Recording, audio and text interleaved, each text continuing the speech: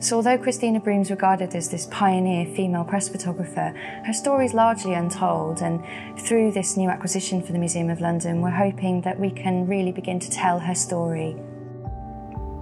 Christina Broom became the breadwinner for her family after her husband was injured in a cricket accident, and she had to earn a living for her family, for her daughter Winifred. Christina began by photographing street views with a view to selling these as postcards, but actually the majority of her work took her into a different direction.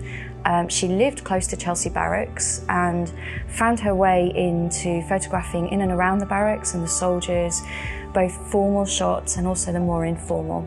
Amongst Christina's wartime photographs, she actually covers a huge range of subject matter. So within the war period and the photographs we see, you do see that her focus on various subject matter changes. So at the beginning you get people mobilising and the activities going on, through to the injured soldiers returning.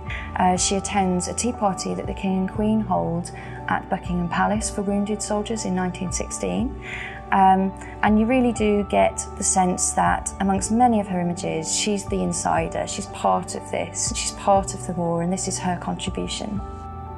So here we have a photograph taken at the beginning of the war in August 1914 of the machine gun squad, the Irish Guards, and they're about to go to war, they've got their guns ready, but actually what we learn on reflection is a couple of days later they've all died, and this becomes a sort of memorial to these individual soldiers.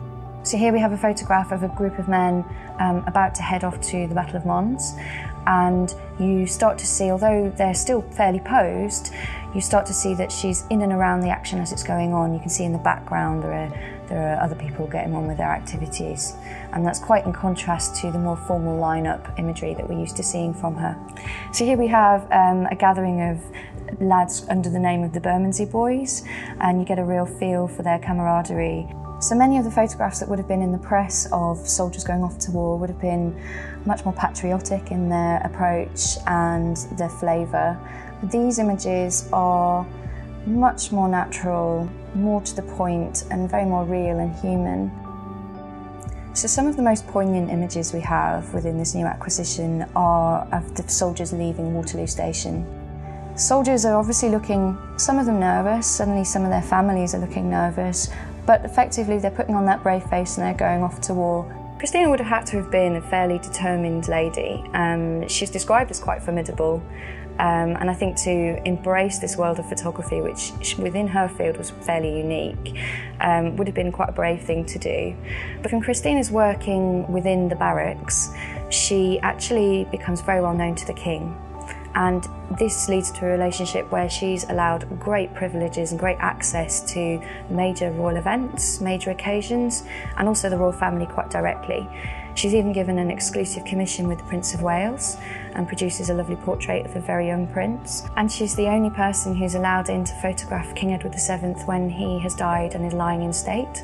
She's allowed into Westminster Abbey to photograph him at 4 AM in the morning.